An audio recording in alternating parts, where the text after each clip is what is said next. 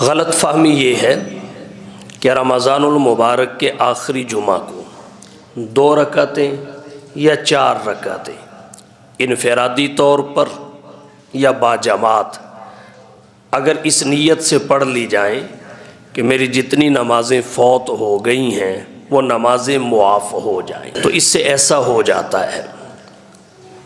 یہ ہمارے معاشرے کے کچھ افراد کی غلط فہمی ہے، جبکہ ایسا بھی کچھ نہیں ہے۔ جس پر نماز فرض ہو جاتی ہے اسے ادا کرنا پڑتی ہے، بغیر ادائیگی کے نماز ساقط نہیں ہوتی۔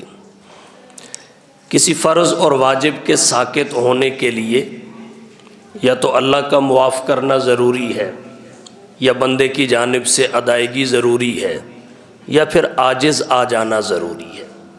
نماز اللہ نے معاف کی نہیں، بندے نے ادا کی نہیں، قادر ہے عاجز بھی نہیں آیا، تو پھر 2 یا 4 رکعتیں قضائے عمری کے نام سے پڑھ کر یہ ساری فوت شدہ نمازیں معاف نہیں ہوتی، ادا کرنا پڑتی ہیں۔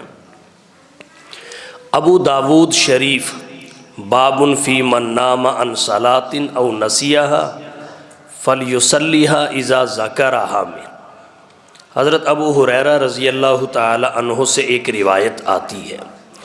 حضرت ابو ہریرہ رضی اللہ تعالی عنہ کہتے ہیں، ہم غزوہ خیبر سے واپس پلٹے، جناب نبی کریم صلی اللہ علیہ وسلم اور آپ کے صحابہ نے رات کو سفر کیا۔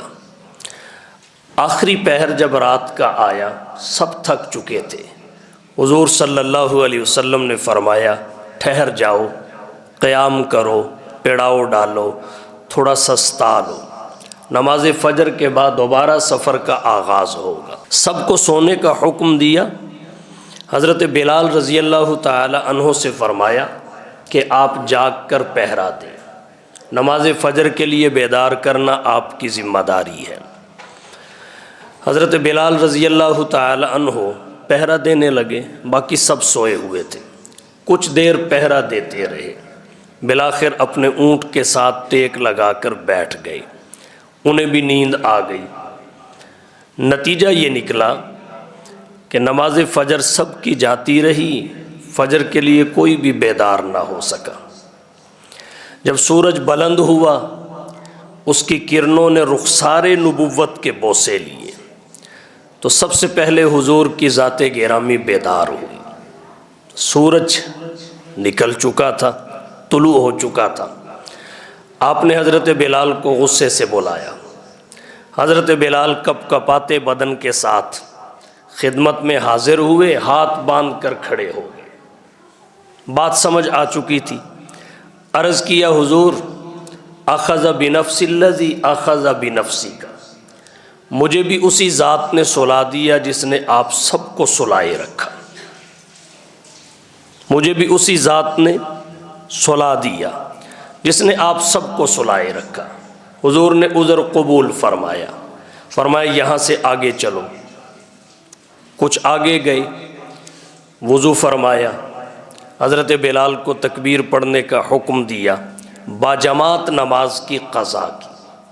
پھر آپ نے فرمایا من نام عن صلاۃ او نسیہا فلیصلیھا اذا ذکرھا، جو نماز کے وقت سویا رہے، اٹھ نہ سکے یا نماز پڑھنا بھول جائے، فلیصلیھا اذا ذکرھا، یاد آنے پہ پڑھ لے، بیدار ہو تو اس کی قضا کرے، اسے پڑھے۔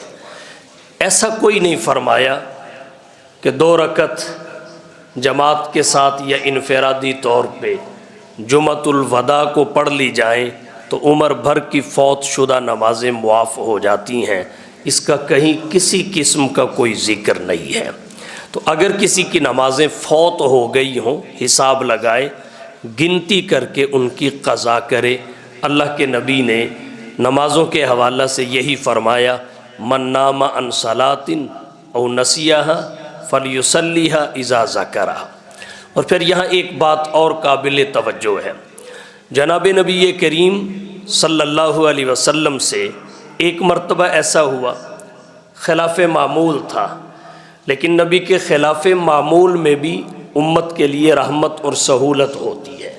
نبی کے اس خلاف معمول عمل سے امت کے سامنے قضا نماز کا مسئلہ واضح ہوا۔ اگر ایسا نہ ہوتا تو قضا نماز کا مسئلہ واضح نہ ہوتا۔